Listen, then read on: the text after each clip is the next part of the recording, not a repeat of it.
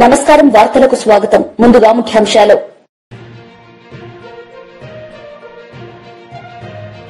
నిజామాబాద్ లో జరిగిన సభలో పాల్గొన్న సీఎం రేవంత్ రెడ్డి ఈ సందర్భంగా ప్రసంగం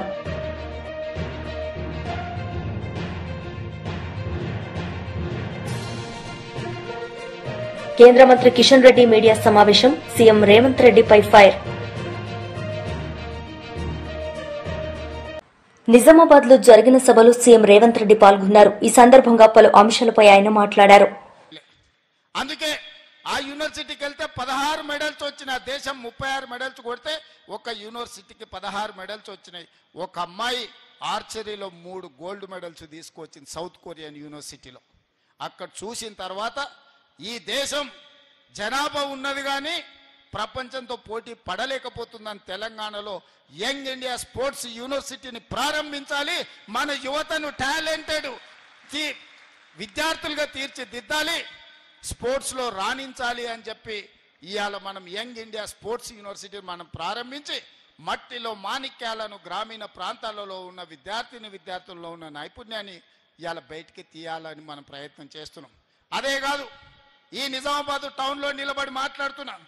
మీ ఊర్లో ఇక్కడ మీ మీ మీ మీ కాలనీలో తిరిగిన నిఖత్ జరీన్ బాక్సింగ్ లో ఛాంపియన్షిప్ తీసుకొస్తే నిఖత్ జరీన్ కి గ్రూప్ 1 జాబ్ డిఎస్పీ జాబ్ ఇచ్చి 2 కోట్ల రూపాయల నగదు ఇచ్చి మీ నిజామాబాద్ బిడ్డను ఈ రోజు గ్రూప్ 1 డిఎస్పీ ఆఫీసర్ గా నేను నియమించింది నిజమైతే మీరు కాంగ్రెస్ పార్టీకి ఓటు వేయండి, లేకపోతే కాంగ్రెస్ పార్టీకి ఓటు వేయకండి.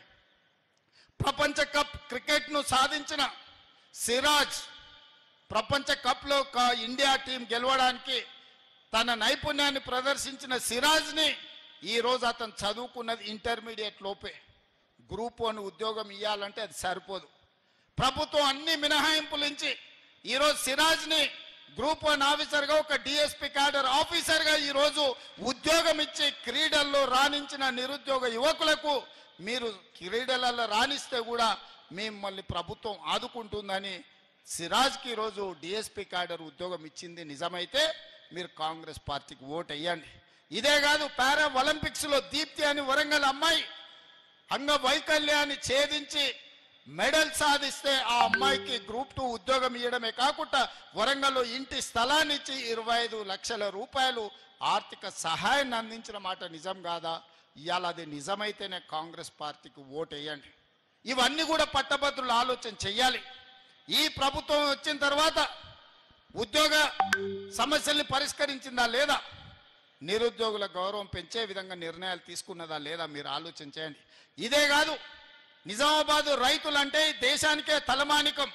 పంజాబ్ హర్యానా రైతులతో పోటీ పడి గిట్టుబాటు ధర విషయంలో కానీ రైతుల సమస్యల విషయంలో పోరాడాలి అని అంటే భారతదేశంలో హర్యానా పంజాబ్ రైతులతో పోటీ పడి నిరసన తెలపడంలో ప్రభుత్వాలను గడగడలాడించడంలో నిజామాబాద్ రైతులకు పెట్టిన పేరు. ఆనాడు రైతు ఉద్యమాలలో నేను ఇక్కడికి వచ్చిన తర్వాతనే కాంగ్రెస్ పార్టీకి అధ్యక్షుడైన అధ్యక్షుడు మోహన్ రెడ్డి ఆ రోజు ఈ కార్యక్రమాన్ని తీసుకొని పెద్దలు సుదర్శన్ రెడ్డి గారు వీళ్ళందరూ పెడితే నేను నిజామాబాద్ రైతు పోరాటాలకి ఇక్కడికి వచ్చిన. ఆ తర్వాత నేను పిసిసి అధ్యక్షుడిని అయినా. అలాంటి నిజామాబాద్ రైతులను నేను అడుగుతున్నా, మీరు చెప్పండి, 25,50,000 మంది రైతులకు 21,000 కోట్ల రూపాయలు 2 లక్షల వరకు రైతు రుణమాఫీ చేసుంటేనే లెక్కలు చూసి మరి కాంగ్రెస్ పార్టీకి ఓటేయండి. ఒకవేళ 2 లక్షల రూపాయల వరకు 25,50,000 మంది రైతులకు 21,000 కోట్ల రూపాయల రైతు రుణమాఫీ చేసింది నిజమైతేనే ఇవాళ కాంగ్రెస్ పార్టీకి ఓటేయండి. ఇదే కాదు, ఇవాళ రైతు భరోసాలో ప్రతి ఎకరాకు 6,000 చొప్పున కేంద్ర మంత్రి కిషన్ రెడ్డి మీడియా సమావేశం నిర్వహించారు. ఈ సందర్భంగా పలు అంశాలపై వారు మాట్లాడారు. మాకు ఆశీస్సులుగా మారుతాయని చెప్పి మనం చేస్తా ఉన్నాను. మేమేమి తప్పు చేయనప్పుడు ఎవరికి భయపడము, ఎవరికి అదరము, ఎవరికి బెదరము. మేము నీతి నిజాయితీతో బతికేటువంటి వాళ్ళం. మీలాగా కోట్ల చుట్టూ, జైళ్ళ చుట్టూ, పార్టీల చుట్టూ, నాయకుల చుట్టూ తిరిగేటువంటి వాళ్ళం కాదు. ఏ ఎండకు ఆ గొడుగు పట్టేటువంటి వాళ్ళం కాదు. మేము ఈ పార్టీలో చేరినప్పుడు ఈ పార్టీ అధికారంలోకి వస్తుందనో, మేము ఎమ్మెల్యేలు అవుతామనో, ఎంపీలు అవుతామనో, కేంద్ర మంత్రులం అవుతామనో, పార్టీ రాష్ట్ర శాఖకు అధ్యక్షులు అవుతామనో మేము ఈ పార్టీలో చేరలేదు. ఈ దేశం కోసం పార్టీ సిద్ధాంతం నమ్మి పార్టీలో చేరాము. నీలేగా సకల పార్టీ నాయకుడు కాదు. మేము భారతీయ జనతా పార్టీ ఏకపార్టీ నాయకులం. మేము ఈరోజు అనేక రకాలుగా మాటకు ముందు మోటీ 12 సంవత్సరాలు అయిందంటున్నాడు. ముఖ్యమంత్రి స్థాయి వ్యక్తి ఆయన ఇంతకుముందు అన్నాడు బండి సంజయ్ గారిని, ఒక కేంద్ర మంత్రిని పట్టుకొని నన్ను కానీ బండి సంజయ్ గారిని మాట్లాడు, ప్రధానమంత్రి గారిని మాట్లాడు, మంత్రులు కొన్ని తెలియకపోవచ్చు, ఐఏఎస్ ఐపీఎస్ ఆఫీసర్స్ని అడగాలి అన్నాడు. ముఖ్యమంత్రి గారు తెలియకపోతే ప్రధానమంత్రిగా నరేంద్ర మోడీ గారు ఎన్ని సంవత్సరాలుగా పనిచేస్తున్నారో లెక్క తెలియదు ఆయనకు. 12 సంవత్సరాల నుంచిగా ప్రధానమంత్రి పనిచేస్తున్నాడు. 12 సంవత్సరాల మోడీ పాలన అంటాడు. 10 పూర్తయింది, ఇప్పుడు ఇంకా 11 కూడా రాలా. మాటకు ముందు మిగతా వాళ్ళని విమర్శించినప్పుడు ఒక వేలు చూపిస్తున్నప్పుడు 4 వేలు నీదికు చూపిస్తున్నాయి అనే విషయము ఆయన అర్థం చేసుకుంటే బాగుంటుంది.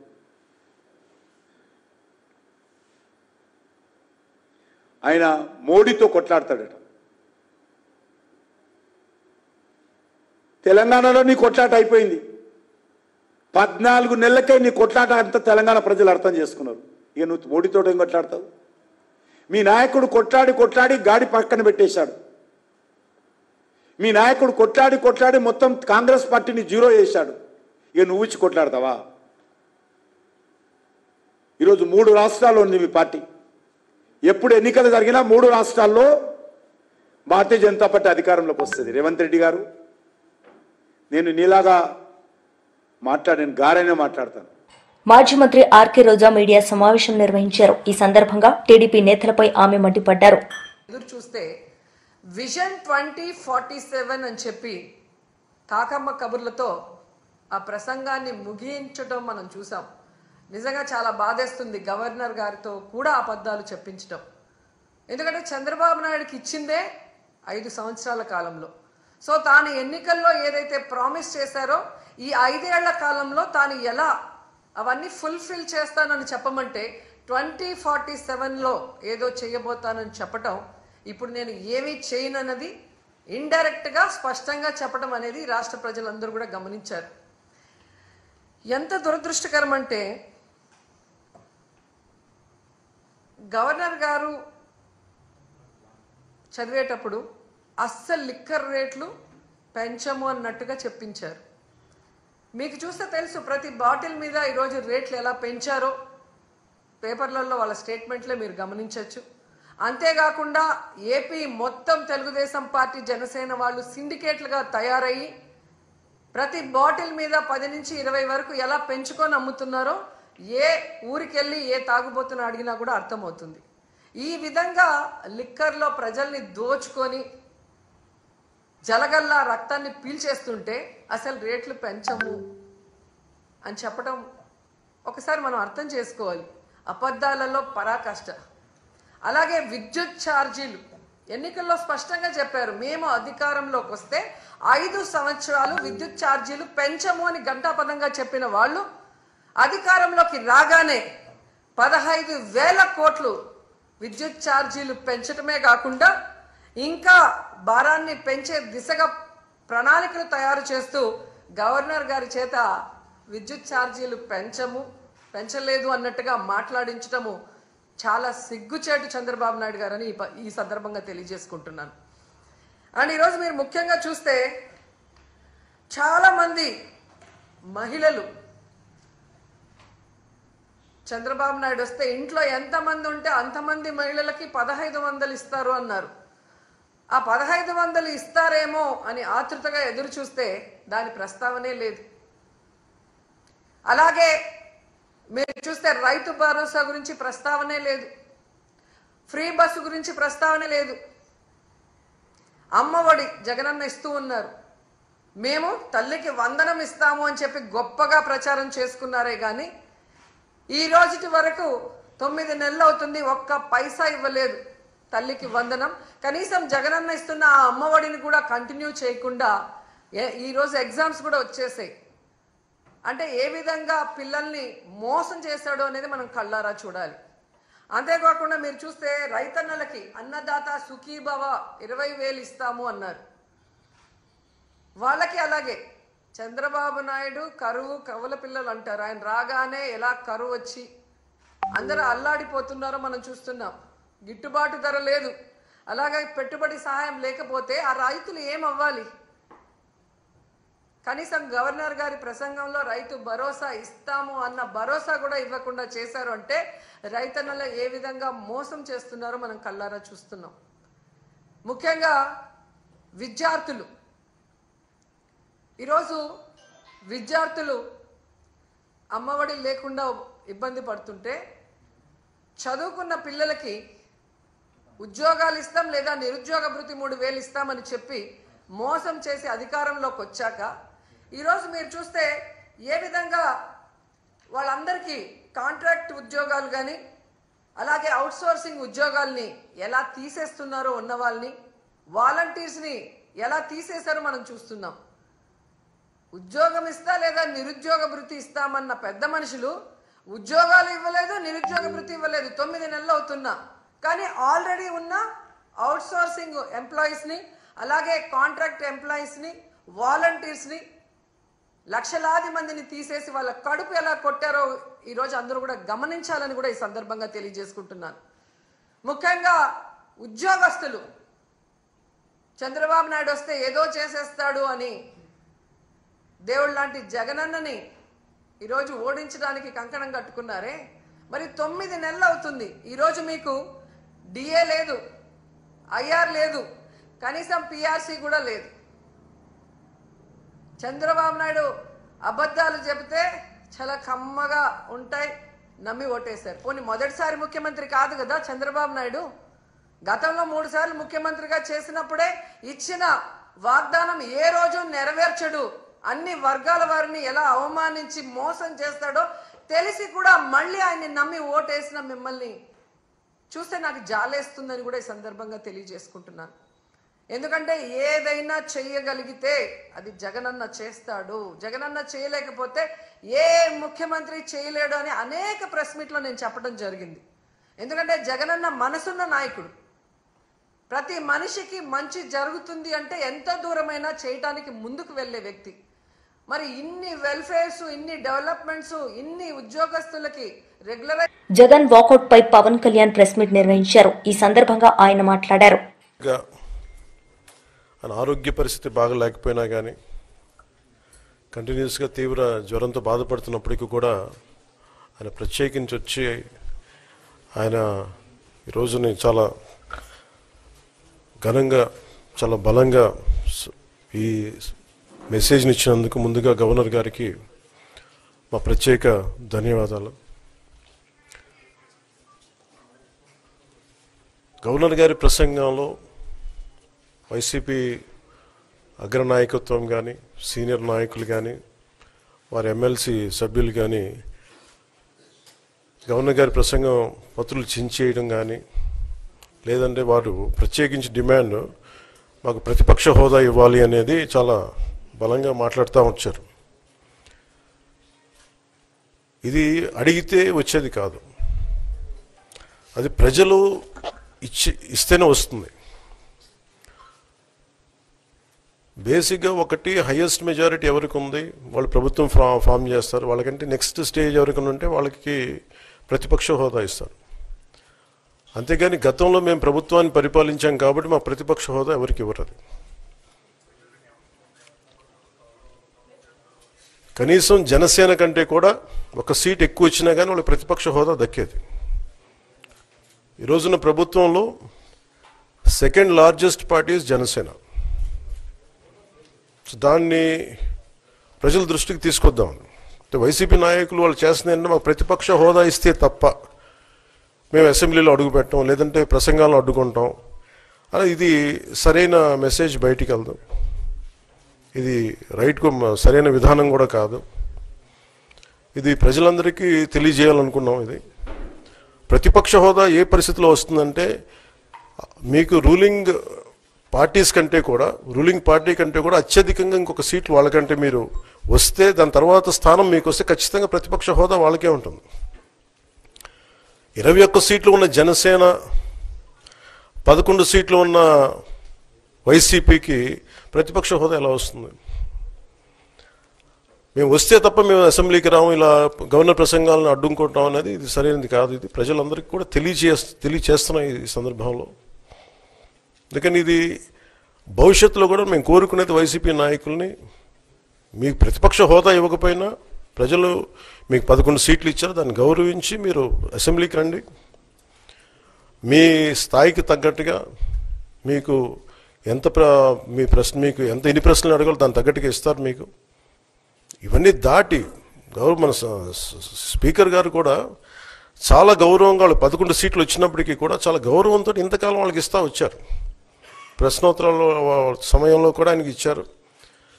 గతంలో కూడా ఇవన్నీ ఆయన రావడానికి కూడా ఆయన ఎలా రావాలి, ఏం చేయాలి, దానికి కూడా చాలా ఏమాత్రం ఇబ్బంది పెట్టకుండా గతంలో కూడా చేశారు. ఫస్ట్ మీరు మనకి గవర్నమెంట్ ఫామ్ అయిన తర్వాత కూడా వీటిని దృష్టిలో పెట్టుకొని వైసీపీ కొంచెం హుందాగా వ్యవహరించాల్సిన అవసరం ఉంది. వైసీపీ నాయకులకు కూడా మీకు బాధ్యత ఉంది.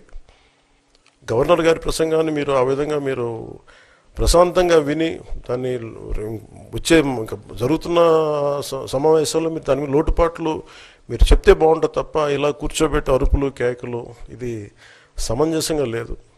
అంటే అర్ధాంతరంగా ప్రతిదానికి అసెంబ్లీలోకి రాగానే గొడవ పెట్టుకోవాలి, దేన్నైనా విభేదించాలనేది ఇది చాలా లో లెవెల్ ఆలోచన విధానం, లో లెవెల్ స్ట్రాటజీ. అది ప్లీజ్ మీరు అప్గ్రేడ్ అవ్వండి, మీరు అప్లిఫ్ట్ చేసుకోండి, మీరు కూర్చోబెట్టి డెమోక్రటిక్ ప్రాసెస్కి గౌరవం ఇవ్వండి. మనస్ఫూర్తిగా వైసీపీ నాయకులకి ఇది నా విన్నపం, నా విజ్ఞాపన. This what I would like to say. And నిజంగా కావాలి అంటే మీరు ఈ 5 సంవత్సరాల్లో మీరు ప్రతిపక్ష హోదా మీకు రాదు, అది మీరు మెంటల్గా ప్రిపేర్ అయిపోండి. 11 సీట్లతోటి మీకు ప్రతిపక్ష హోదా ఇవ్వబడదు, రాదు. ఎందుకంటే ఇట్ ఈస్ చంద్రబాబు గారు, గౌరవ ముఖ్యమంత్రి చంద్రబాబు గారు డిసైడ్ చేసేది కాదు, జనసేన డిసైడ్ చేసేది కాదు. దానికి రూల్స్ ఉన్నాయి, దానికి రెగ్యులేషన్స్ ఉన్నాయి, నామ్స్ ఉన్నాయి. ఉదాహరణకి నేనే మన కేంద్ర ప్రభుత్వం ఫార్మేషన్కి మేము వెళ్ళినప్పుడు పార్లమెంటరీ లీడర్ని ఎన్నుకోవాలి మనం కూర్చున్నప్పుడు, ఎన్డీఏ పక్ష నాయకుడు ఎన్నుకోవాలనుకున్నప్పుడు నేను నాయకుల స్థాయిలో నేను కూర్చున్నాను. అదే నేను ఇక్కడ మంత్రిగా ప్రమాణ స్వీకారం చేసేటప్పటికి నన్ను ప్రధానమంత్రి గారి పక్కన నన్ను కూర్చోబెట్టలా. నేను డిప్యూటీ సీఎం అయినప్పటికీ కూడా అది మంత్రి హోదానే కాబట్టి తిరిగి నన్ను మంత్రులందరూ పక్కనే కూర్చోబెట్టారు తప్ప ప్రత్యేకంగా నన్ను అక్కడ కూర్చోబెట్టలేదు. They are very specific rules and regulations నడుస్తాయి. ఉదాహరణకి పొద్దున కూడా స్పీకర్ గారు ఎదురొస్తే నేను అసెంబ్లీలోకి అడుగు పెడతా ఉంటే స్పీకర్ గారు ఎదురొచ్చారు. మనకి వచ్చి ఆయన కూడా ఆయనతో పాటు రండి అని వెళ్తుంటే ముందుకు తీసుకెళ్తుంటే నాకు అనిపించింది, సార్ ఇది డిప్యూటీ సీఎంకి ప్రోటోకాల్ ఉండదు, ఓన్లీ ముఖ్యమంత్రి గారు, స్పీకర్, మనకు కౌన్సిల్లో ఉండే చైర్మన్ ఆయనే మీరు చేయాల్సింది తప్ప ఇది మేము. మాజీ మంత్రి జగదీష్ రెడ్డి మీడియా సమావేశం నిర్వహించారు. ఈ సందర్భంగా ఆయన మాట్లాడారు. అపార్ట్మెంట్స్ కావచ్చు, హైరైజ్ బిల్డింగ్స్ కావచ్చు, ఇళ్ల నిర్మాణాలు, రోడ్ల నిర్మాణాలు, ఇతర రకాల అనేక పరిశ్రమలు, మిల్లులు, చివరికి వ్యవసాయ రంగంలో కూడా అనేక రాష్ట్రాల నుంచి కార్మికులు వచ్చి భాగస్వాములై తెలంగాణ నిర్మాణంలో భారతదేశంలోనే తెలంగాణ ఒక నెంబర్ 1 రాష్ట్రంగా 10 ఏళ్లలోనే తయారు కావడంలో వాళ్ళదైన పాత్ర పోషిస్తున్నారు. దాన్ని దృష్టిలో పెట్టుకునే కేసీఆర్ గారు కరోనా వచ్చిన సందర్భంలో కూడా వాళ్ళకు ప్రత్యేకమైన రైలు సౌకర్యాలు ఏర్పాటు చేయడం, ప్రత్యేకమైన ఆసుపత్రులు నిర్మాణం చేసి వారికి ఆరోగ్య విషయంలో వాళ్ళకి భరోసానివ్వటం, అదేవిధంగా మన రాష్ట్రంలో ఉండే ప్రజలకు ఇచ్చినట్టుగానే వాళ్ళకి బియ్యము, ఇతర సౌకర్యాలు ఇవ్వటం, డబ్బులు ఇవ్వటం, వాళ్ళని కూడా మన బిడ్డలుగా చూసుకోవాలి, కార్మికులు ఎవరైనా కార్మికులే అన్న భావనతో ఒక మానవీయ కోణంలో పనిచేసిన విషయం కూడా మనందరికీ కూడా తెలుసు. కానీ దురదృష్టం ఇవాళ 3 రోజులు అయినప్పటికీ కూడా ఈ రాష్ట్ర ప్రభుత్వం యొక్క చర్యలు చాలా అంటే చాలా నిర్లిప్తంగా, ఏదో ఉదాసీనంగా కనబడుతూ ఉన్నాయి. కానీ ఇది మంచి పద్ధతి కాదు. దానికి కావాల్సిన పద్ధతుల్లో ఆ వేగం కనపడటం లేదు. మనుషులు లోపల ఉన్నారు. వైఎస్ఆర్సీపీ లీడర్స్ మీడియా సమావేశం నిర్వహించారు. ఈ సందర్భంగా పలు అంశాలపై వారు మాట్లాడారు. చేయలేదు, తనకి తనుగా పొగిడించుకోవటానికి చంద్రబాబు నాయుడు గారి ప్రభుత్వాన్ని పొగిడించుకోవడానికి వైఎస్ఆర్ కాంగ్రెస్ పార్టీ గత ప్రభుత్వం మీద నిందలు వేయడానికి మాత్రమే వారి ప్రసంగాన్ని ఉపయోగించుకున్నట్టుగా కనపడుతుంది. చంద్రబాబు నాయుడు గారు ప్రతిసారి పిట్టల కథలు చెప్తూ ప్రజల్ని పక్కదారి పట్టిస్తూ ఉంటాడు. ఈసారి ఇంకొక కొత్త పిట్టల కథ, పిట్టల దొరలాగా గవర్నర్ గారి ప్రసంగంలోనే చెప్పించినట్టుగా కనపడుతుంది. డబ్బున్నటువంటి వారిని 10% మనుషుల దగ్గర నుంచి, జనాభా దగ్గర నుంచి డబ్బును అడిగి తీసుకొని 20% పైగా ఉన్నటువంటి పేదవాళ్ళకి పంచి పేదవాడి తలసరి ఆదాయాన్ని 58 లక్షలకు పెంచుతానని పిట్టల దొర కథలు మాత్రం భలే చెప్పించాడు. ఇలాంటివన్నీ సత్యదూరం అని ప్రజలకు తెలుసు. ప్రజలు అసహించుకుంటారనేటటువంటి కనీస అవగాహన కూడా లేకుండా వారికి ఉన్నటువంటి మీడియా ఛానల్స్ ద్వారా విపరీత ప్రచారం చేయించుకోవడానికి చంద్రబాబు నాయుడు గారు ప్రతిసారి చెప్తూనే ఉంటారు. విజనరీ అని చెప్పించుకుంటూ కూడా ఉంటారు. ప్రజల్ని ఎలా మోసం చేయాలనేటటువంటి విజన్ని గవర్నర్ గారి ప్రసంగం ద్వారా కూడా మరొకసారి చెప్పించారు. ఇవాళ ఇచ్చిన 6 హామీలు ఎలా అమలు పరచాలో ఒక స్పష్టమైనటువంటి ప్రణాళికే లేదు. 2047 గురించి మాట్లాడిస్తారు. అంటే ఒక 25 సంవత్సరాల తర్వాత ఎలా ఉండబోతుందో దానికి సంబంధించిన విజన్ గురించి చెప్తారు. ఇవాళ రాష్ట్రంలో మిర్చి రైతు అల్లాడిపోతుంటే ఆ ధరలు పెంచడానికి తన దగ్గర ఏముందో చెప్పించలేడు. విద్యా వ్యవస్థ సర్వనాశనం అయిపోతుంటే కొడుకేమో ఇండియా పాకిస్తాన్ మ్యాచ్ చూడడానికి ఇంత కీలకమైనటువంటి బడ్జెట్ సమావేశాలు ఉన్నా కూడా, మంత్రివర్గ సమావేశం ఉన్నా కూడా సకల శాఖ మంత్రిగా ఉన్న లోకేష్ గారేమో దుబాయ్ ట్రిప్పులు కొట్టేస్తాడు. ఈ రాష్ట్రంలో విపరీతంగా ఆడబిడ్డల మీద అన్యాయం జరుగుతుంటే 30 లక్షల మంది కిడ్నాప్ అయ్యారు, వారిని తీసుకొస్తానన్నటువంటి డిప్యూటీ చీఫ్ మినిస్టర్ గారేమో తీర్థయాత్రలకి వారికి ఉన్నటువంటి ఆలోచనల్ని నెరవేర్చుకోవడానికి తిరుగుతూ ఉంటారు. పేరుకు మాత్రం 3 నాయకులు ఈ రాష్ట్రానికి, ఈ కూటమి ప్రభుత్వానికి. 3లో ఎవరికన్నా చిత్తశుద్ధి ఉందా అంటే ఒక్కరికి చిత్తశుద్ధి కనపడదు, ఒక్కరికి ప్రజలపై ప్రేమ కనపడదు, ఒక్కరికి పథకంపై బాధ్యత అనిపించదు. ఈ పిట్టల ద్వారా కథలు మాత్రం భలే చెప్తూ ఉంటారు. అసలు సాధ్యపడుతుందా? ఒక మనిషికి తలసరి ఆదాయం 58 లక్షలకి పెంచే ప్రభుత్వం వారి విధానాలు ఏదో చెప్పాలా లేదా? డబ్బున్న వాళ్ళ దగ్గర నుంచి డబ్బు తీసుకొని పేదవాళ్ళకి ఇచ్చేస్తామని సినిమా కబుర్లు చెప్పి తప్పించుకోవటమే ఈ పరిపాలన దక్షత అంటారా? దీనిలోనే నా ఎక్స్పీరియన్స్ ఉంది. ఒకసారి ఆలోచించుకోవాలి. ఇస్తానన్నటువంటి ఒక్క పథకాన్ని ప్రవేశపెట్టారా? ఒక్కటంటే ఒక్క పథకం. ఏమనంటే పెన్షన్ ఇస్తున్నావు అంటారు. నువ్వు ఇచ్చింది ఎంతమందికి? ఇవాళ రాష్ట్రంలో ఉన్నటువంటి పెన్షన్దారుల్ని దాదాపు 2 లక్షల పైచీలకు తొలగించి 1000 రూపాయలు ఉన్న వాళ్ళకి పెంచారు. అంటే ఈ 2 లక్షల మంది పొట్టగొట్టి అదే డబ్బుని ఈ విధంగా డైవర్ట్ చేసి 1,30,000 కోట్లు అప్పు చేసి ఒక్క పథకాన్ని అమలు చేయలేదంటే సిగ్గుపడరా మీరు? కొంచెం కూడా బాధ్యత అనిపించదా మీకు?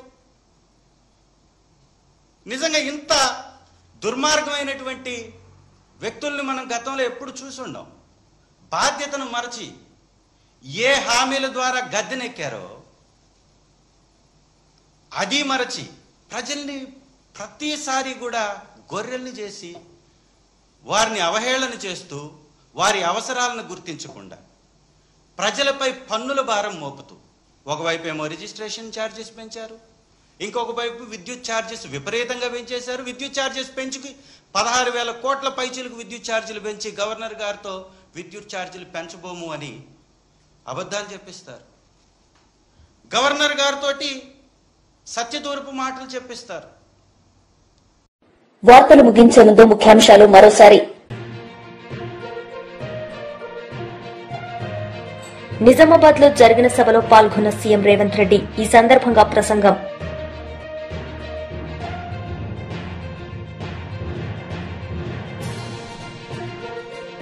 కేంద్ర మంత్రి కిషన్ రెడ్డి మీడియా సమావేశం. సీఎం రేవంత్ రెడ్డిపై ఫైర్.